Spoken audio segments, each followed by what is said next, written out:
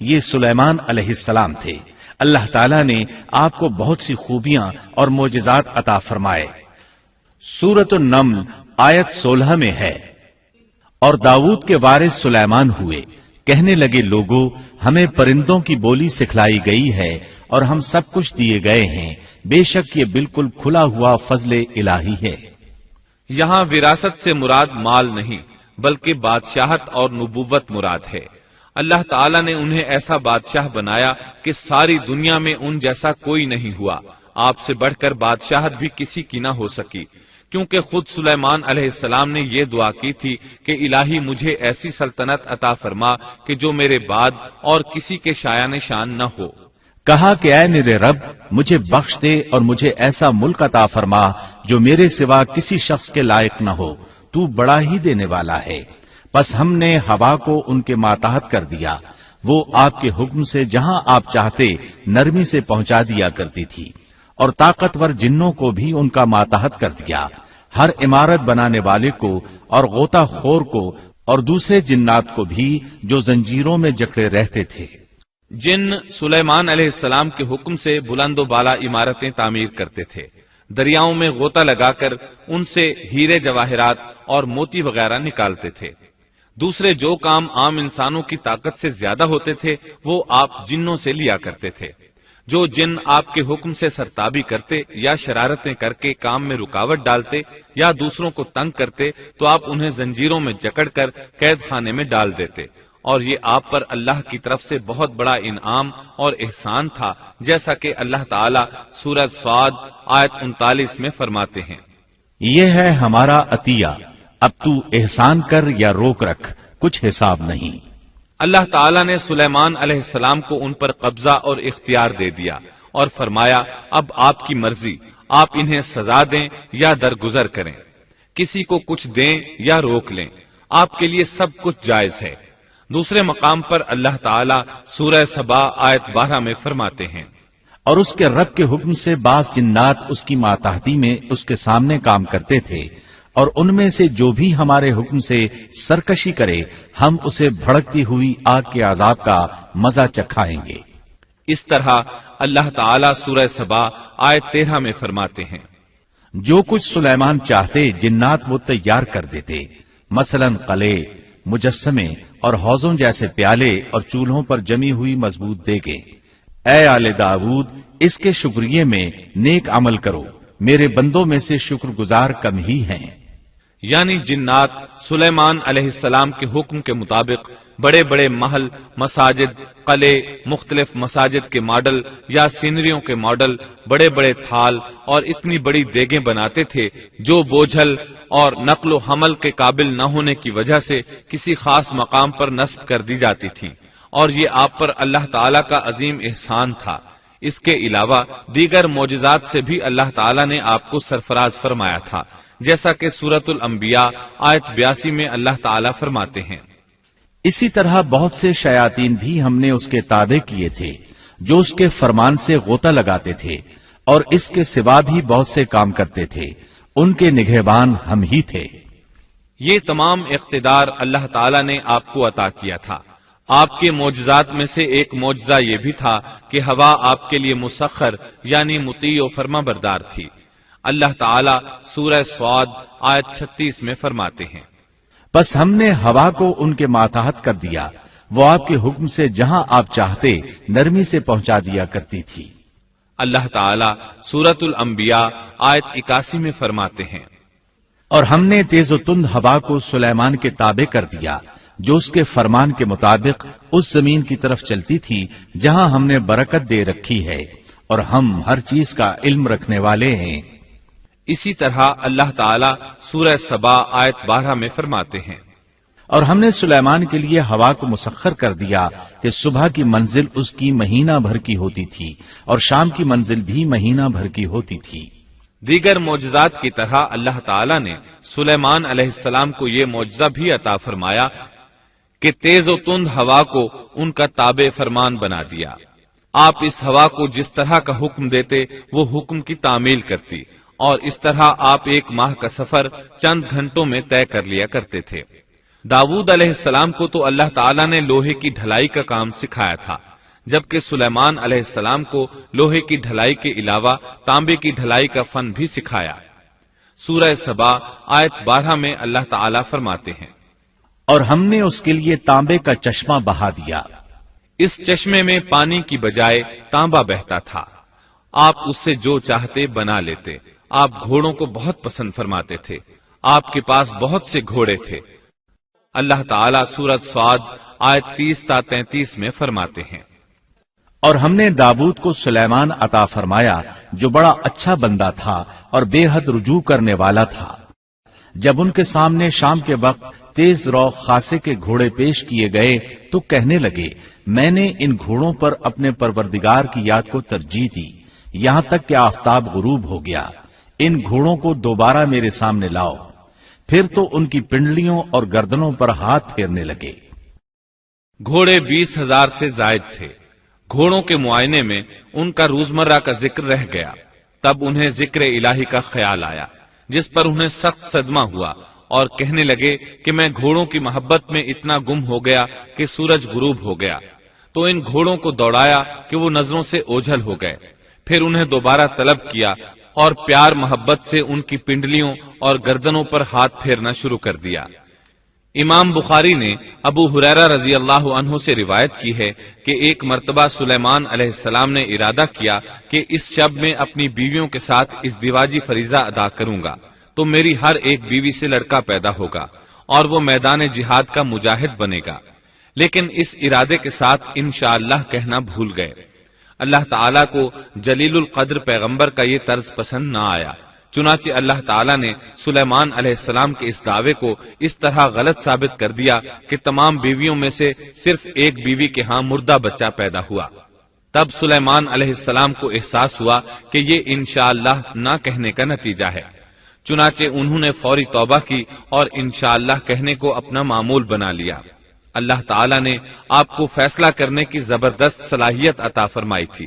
سورۃ الانبیاء آیت 87 میں ہے، اور داؤد اور سلیمان کو یاد کیجئے جبکہ وہ کھیت کے معاملے میں فیصلہ کر رہے تھے کہ کچھ لوگوں کی بکریاں اس میں چر چگ گئی تھیں اور ان کے فیصلے میں ہم موجود تھے۔ ہوا یہ کہ دو آدمی ہمسائے تھے، ان میں جھگڑا ہو گیا۔ ان میں سے ایک کے پاس کھیت تھا، اس میں اس نے فصل بو رکھی تھی، دوسرے کے پاس کچھ بکریاں تھیں۔ بکریوں کا چرواہا رات کے وقت دیوار والے دروازے کو بند کر دیتا تھا تاکہ بکریاں نکل کر فصل کو نقصان نہ پہنچائیں۔ ایک دن وہ دروازہ بند کرنا بھول گیا، بکریاں کھیت میں آ کر چرنے لگیں، فصل خراب ہو گئی۔ دونوں داؤد علیہ السلام کے پاس آئے، اپنا مقدمہ پیش کیا۔ داؤد علیہ السلام قاضی بھی تھے۔ اس وقت سلیمان علیہ السلام کہیں گئے ہوئے تھے۔ داؤد علیہ السلام مقدمہ سن کر کہنے لگے، یہ بکریوں والے کی سستی کا نتیجہ ہے، اس کا حل یہی ہے کہ وہ تیری بکریاں اپنی تحویل میں لے لے۔ دونوں فریق باہر نکلے تو سلیمان علیہ السلام سے ملاقات ہوئی۔ انہوں نے تفصیل سن کر فرمایا، میرے ساتھ آؤ۔ وہ انہیں داؤد علیہ السلام کے پاس لے آئے اور بولے، اس مقدمے کا اس سے بہتر فیصلہ یہ ہے کہ یہ بکریاں زمین والے کو دے دیں اور زمین بکریوں والے کو۔ جب بکریوں والا زمین کو پہلی حالت میں اگا دے گا تو آپ دونوں کی چیزیں انہیں لوٹا دیں۔ اس دوران کھیتی کا مالک بکریوں کے دودھ سے فائدہ حاصل کرتا رہے گا۔ یہ فیصلہ زیادہ بہتر ہے۔ اس سے بکریوں والا اپنی بکریوں سے بالکل محروم نہ ہوا اور کھیتی والے کا نقصان پورا ہو گیا۔ یہ فیصلہ آپ کو اللہ تعالیٰ نے سمجھایا تھا۔ اللہ تعالیٰ سورۃ الانبیاء آیت 89 میں فرماتے ہیں، ہم نے اس کا صحیح فیصلہ سلیمان کو سمجھا دیا، ہاں ہر ایک کو ہم نے علم و حکمت سے نوازا تھا۔ بخاری اور مسلم میں ایک حدیث ہے، اس میں اسی قسم کا ایک واقعہ بیان ہوا ہے کہ دو عورتیں اپنا مقدمہ داؤد علیہ السلام کے پاس لائیں۔ دونوں کو اللہ نے ایک ایک بچہ دے رکھا تھا۔ ایک بھیڑیے نے حملہ کر کے بڑی عمر والی کا بچہ چیر پھاڑ ڈالا۔ عورت چالاک تھی، اس نے چھوٹی عمر والی کا بچہ چھین لیا کہ یہ میرا بچہ ہے۔ داؤد علیہ السلام نے دیکھا بچہ بڑی عورت کے پاس ہے تو اس کے حق میں فیصلہ دے دیا۔ سلیمان علیہ السلام نے داؤد علیہ السلام سے اجازت چاہتے ہوئے کہا، کیا میں اس مقدمے کا فیصلہ کر سکتا ہوں؟ انہوں نے اجازت دے دی۔ سلیمان علیہ السلام نے عورت سے کہا، بچہ مجھے دے دو۔ بچہ ہاتھ میں لے کر انہوں نے تلوار نکالی اور دونوں عورتوں سے فرمایا، میں اس کے 2 ٹکڑے کر کے تم دونوں میں برابر برابر تقسیم کرنے لگا ہوں۔ یہ سن کر بڑی عورت بولی کہ ٹھیک ہے، جبکہ چھوٹی عورت مامتا کی وجہ سے چلا اٹھی کہ آپ اسے زندہ رہنے دیں اور اسے دے دیں۔ یہ سنتے ہی سلیمان علیہ السلام بول اٹھے، تو ہی اس کی ماں ہے، جس سے اپنے بچے کے ٹکڑے دیکھنا برداشت نہ ہو سکا، پھر بچہ اسے دے دیا۔ سلیمان علیہ السلام کا ایک تیسرا واقعہ قرآن میں یوں ہے، سورۃ النمل آیت 17 اور 18 میں ہے، اور سلیمان کے سامنے ان کے تمام لشکر جنات، انسان اور پرندوں میں سے جمع کیے گئے، ہر قسم الگ الگ کھڑی کر دی گئی۔ جب وہ چیونٹیوں کے میدان میں پہنچے تو ایک چیونٹی نے کہا، اے چیونٹیوں، اپنے اپنے گھروں میں گھس جاؤ، ایسا نہ ہو کہ بے خبری میں سلیمان اور ان کا لشکر تمہیں روند ڈالے۔ ان تمام لشکروں کو اکٹھا کیا گیا تھا۔ اللہ تعالیٰ نے چیونٹی کی یہ بات سلیمان علیہ السلام کو سنوا دی۔ سورہ نمل آیت 19 میں ہے، اس کی اس بات پر سلیمان مسکرا کر ہنس پڑے اور دعا کرنے لگے کہ اے پروردگار، تو مجھے توفیق دے کہ میں تیری ان نعمتوں کا شکر بجا لاؤں جو تو نے مجھ پر انعام کی ہیں، اور میں ایسے نیک اعمال کرتا رہوں جن سے تو خوش رہے، اور مجھے اپنی رحمت سے نیک بندوں میں شامل فرما۔ آپ کا ایک واقعہ ملکہ بلقیس کے ساتھ پیش آیا۔ سورہ نمل آیت 20 تا 25 میں ہے، آپ نے پرندوں کی دیکھ بھال کی اور فرمانے لگے، کیا بات ہے کہ ہدہد نظر نہیں آ رہا؟ کیا وہ واقعی غیر حاضر ہے؟ یقیناً میں اسے سخت سزا دوں گا یا اسے ذبح کر ڈالوں گا، یا وہ میرے سامنے کوئی معقول وجہ بیان کرے۔ کچھ زیادہ دیر نہ گزری تھی کہ اس نے آ کر کہا، میں ایک ایسی خبر لایا ہوں کہ آپ کو اس کی خبر ہی نہیں، اور میں سبا کی ایک سچی خبر آپ کے پاس لایا ہوں۔ میں نے دیکھا ہے کہ ان کی بادشاہ ایک عورت ہے جسے ہر قسم کی چیز سے کچھ نہ کچھ دیا گیا ہے، اور اس کا تخت بھی بڑا عظیم ہے۔ میں نے اسے اور اس کی قوم کو اللہ تعالیٰ کو چھوڑ کر سورج کو سجدہ کرتے ہوئے پایا ہے۔ شیطان نے ان کے کام مزین کر کے انہیں دکھلا کر سیدھے راستے سے ہٹا دیا ہے، پس وہ ہدایت پر نہیں آتے کہ اسی اللہ کو سجدہ کریں جو آسمانوں اور زمینوں کی پوشیدہ چیزوں کو باہر نکالتا ہے، اور جو کچھ تم چھپاتے اور ظاہر کرتے ہو وہ سب کچھ جانتا ہے۔ ہدہد نے اللہ تعالیٰ کی یہ صفت اس لیے بیان کی کہ یہ اپنی حس کے ذریعے زمین میں پانی والے حصے کا پتہ چلا لیتا ہے۔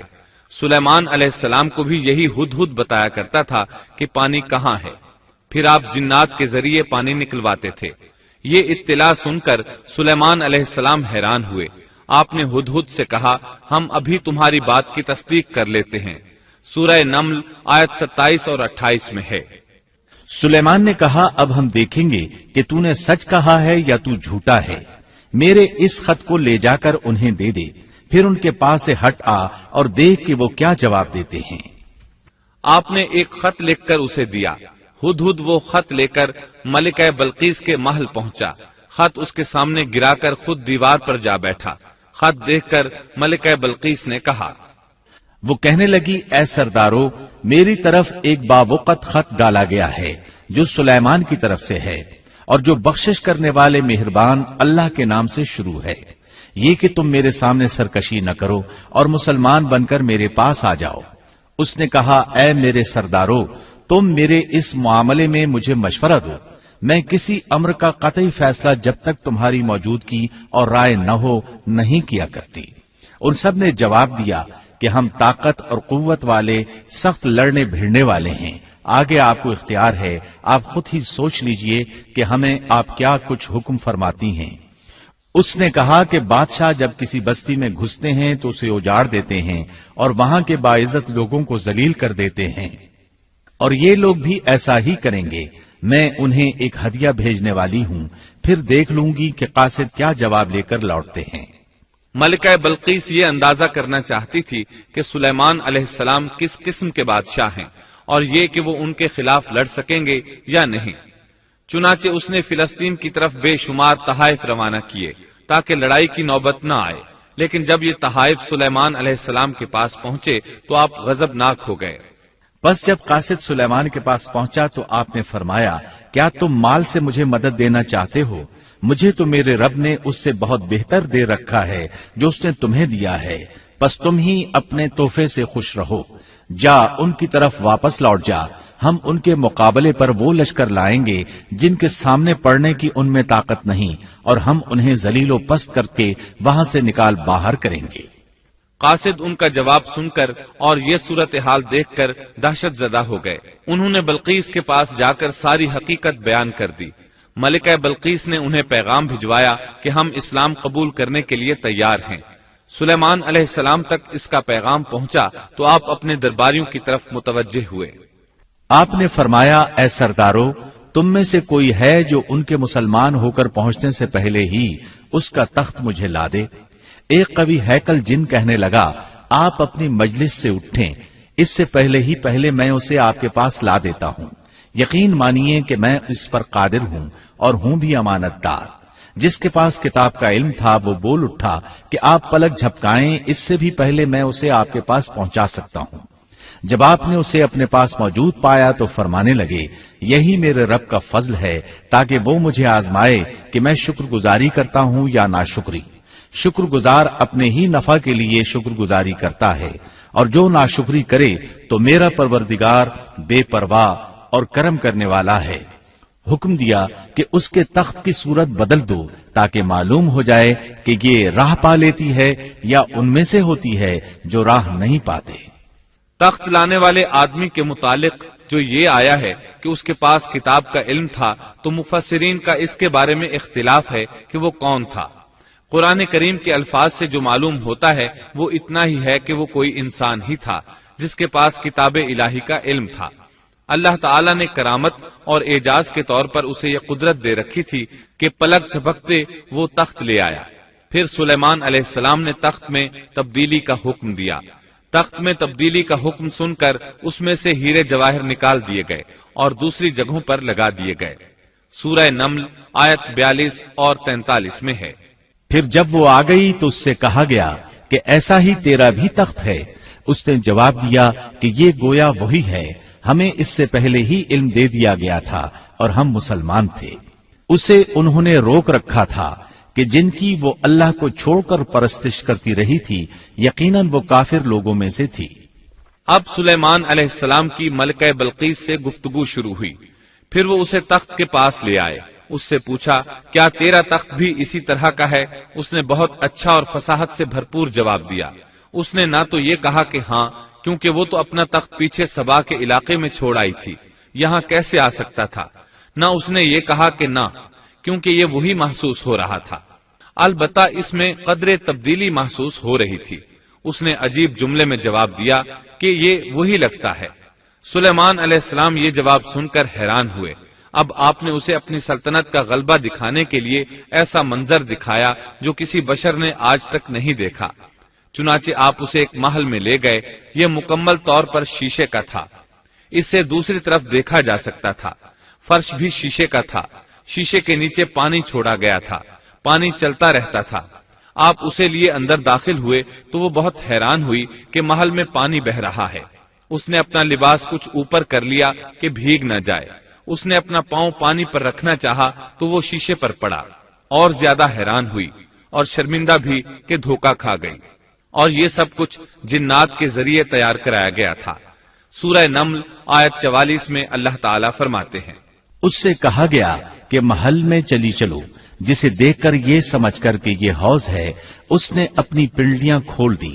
سلیمان نے کہا، یہ ایسا محل ہے جس میں نیچے بھی شیشے جڑے ہوئے ہیں۔ کہنے لگی، میرے پروردگار، میں نے اپنی جان پر ظلم کیا، اب میں سلیمان کے ساتھ اللہ رب العالمین کی مطیع اور فرمانبردار بنتی ہوں۔ یہ عظیم سلطنت دیکھ کر وہ جان گئی کہ سلیمان علیہ السلام صرف بادشاہ ہی نہیں، نبی بھی ہیں۔ چنانچہ اس نے فوراً ایمان قبول کر لیا۔ سلیمان علیہ السلام کا سب سے بڑا کارنامہ یہ ہے کہ آپ نے مسجد اقصی تعمیر کروائی۔ اس کی پہلی تعمیر یعقوب علیہ السلام نے کرائی تھی۔ صحیح حدیث میں ہے کہ رسول اللہ صلی اللہ علیہ وسلم سے پوچھا گیا، زمین میں کون سی مسجد سب سے پہلے تعمیر کی گئی؟ آپ نے فرمایا، مسجد حرام، یعنی مکہ معظمہ والی مسجد۔ پھر آپ سے پوچھا گیا کہ اس کے بعد کون سی مسجد زمین میں بنائی گئی؟ آپ نے جواب دیا، مسجد اقصی۔ جب بخت نصر نے قدس پر قبضہ جما لیا تو اس نے مسجد اقصی ڈھا دی، لیکن پھر سلیمان علیہ السلام کو اللہ تعالیٰ نے بادشاہت عطا کی تو انہوں نے اسر نو تعمیر کا کام شروع کرایا. اس کے ساتھ ہی انہوں نے ہیکل سلیمانی بھی تعمیر کروایا. یہود آج تک اس کو مقدس سمجھتے ہیں. یہ مسجد اقصی کے بالکل قریب ہے. مسجد اقصی کی فضیلت میں بہت سی روایات ملتی ہیں. جیسا کہ رسول اللہ صلی اللہ علیہ وسلم کا ارشاد ہے، مسجد حرام میں ایک نماز کا ثواب 1,00,000 نمازوں کے برابر ہے. مسجد نبوی میں ایک نماز کا ثواب 1,000 نماز کے برابر ہے، اور مسجد اقصی میں 500 نمازوں کے برابر ثواب ملتا ہے. مسند احمد میں عبداللہ بن عمرو بن عاص رضی اللہ عنہما سے روایت ہے کہ رسول اللہ صلی اللہ علیہ وسلم نے فرمایا، جب سلیمان علیہ السلام نے بیت المقدس کو تعمیر کیا تو اللہ تعالیٰ سے 3 دعائیں مانگی. ان میں سے اللہ تعالیٰ نے 2 قبول فرمائیں اور ایک کے بارے میں ہم امید رکھتے ہیں کہ وہ ہمیں ملے گی. انہوں نے پہلا سوال یہ کیا کہ مجھے ایسی حکومت دے جو تیری حکومت کے موافق ہو، یعنی عدل و انصاف کی فراوانی ہو اور کسی پر ظلم و زیادتی نہ ہو. اللہ نے یہ دعا قبول فرمائی. دوسرا سوال یہ کیا، مجھے ایسا ملک عطا فرما جو میرے سوا کسی شخص کے لائق نہ ہو. اللہ تعالیٰ نے یہ دعا بھی قبول فرما لی. تیسرا سوال یہ کیا کہ جو شخص بھی گھر سے نکلے اور وہ مسجد اقصی میں نماز پڑھنے کا ارادہ رکھتا ہو تو وہ اپنے گناہوں سے اس طرح نکل جائے جس طرح کے پیدائش کے دن تھا. اس تیسرے سوال کے متعلق رسول اللہ صلی اللہ علیہ وسلم نے فرمایا، امید ہے یہ دعا اللہ نے ہمارے لیے رکھ لی ہو. اللہ تعالیٰ نے انہیں اس قدر طاقت اور قدرت عطا فرمائی تھی، لیکن اس کے باوجود آپ بشر تھے اور موت ہر بشر کو پہنچ کر رہتی ہے. انسان جس قدر بھی قدرت حاصل کر لے، جتنا بھی غلبہ پالے، جتنی بھی عظمت حاصل کر لے، لیکن موت سے نہیں بچ سکتا. اللہ تعالیٰ نے تو نبی کریم صلی اللہ علیہ وسلم کے متعلق فرمایا ہے، سورۃ الزمر آیت 30 میں ہے، بے شک خود آپ کو بھی موت کا مزہ چکھنا ہے اور یہ سب بھی مرنے والے ہیں.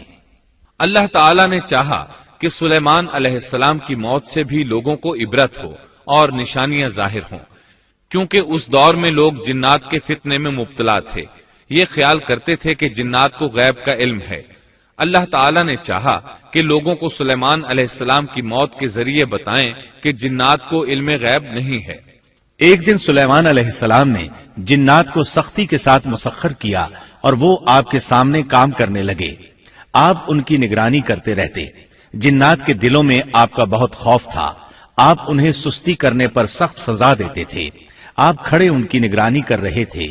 اس وقت آپ کی عمر 150 سال تھی. جنات بیت المقدس کی تعمیر میں مصروف تھے. ایسے میں آپ نے اپنا عصا پکڑا اور اس پر اپنی ہتھیلیاں ٹکا دی، پھر ہتھیلیوں پر اپنا سر رکھ دیا. اس طرح ان کی نگرانی کرتے رہے. اسی حالت میں اللہ تعالیٰ نے آپ کی روح قبض کر لی، تاہم آپ کی آنکھیں کھلی رہیں. ادھر جن مسلسل کام میں لگے رہے. وہ یہی خیال کرتے رہے کہ سلیمان علیہ السلام زندہ ہیں اور انہیں دیکھ رہے ہیں. آپ کا خلیفہ آیا تو وہ جان گیا آپ انتقال کر گئے ہیں، لیکن اس نے بھی جنات پر یہ بات ظاہر نہ کی. اس طرح 2 سال گزر گئے. جن اس قدر سخت نگرانی پر حیران تھے. وہ دیکھ رہے تھے کہ 2 سال سے سلیمان علیہ السلام نے حرکت تک نہیں کی، پلک تک نہیں جھپکی. ادھر اللہ تعالیٰ نے دیمک کو سلیمان علیہ السلام کے عصا پر مسلط کر دیا. وہ اندر اندر لاٹھی کو کھوکھلا کرتی رہی. آخر لاٹھی ٹوٹ گئی. سلیمان علیہ السلام زمین پر گر گئے. اس وقت جنات کو پتا چلا کہ انہیں فوت ہوئے تو عرصہ دراز ہو چکا ہے. تب انسانوں کو بھی معلوم ہو گیا کہ جنات کو غیب کا علم نہیں ہے. اللہ تعالیٰ سورہ سبا آیت 14 میں فرماتے ہیں، پھر جب ہم نے ان پر موت کا حکم بھیج دیا تو ان کی خبر جنات کو کسی نے نہ دی سوائے گھن کے کیڑے کے جو ان کے عصا کو کھا رہا تھا. پس جب سلیمان گر پڑے تو اس وقت جنات نے جان لیا کہ اگر وہ غیب دان ہوتے تو اس ذلت کے عذاب میں مبتلا نہ رہتے. اس طرح اللہ تعالیٰ نے لوگوں کو مطلع کر دیا کہ جنات بھی مخلوق ہیں، غیب دان نہیں. اللہ تعالیٰ ہی ان پر قادر ہے. اور اسی کے ساتھ سلیمان علیہ السلام کا قصہ اپنے اختتام کو پہنچا.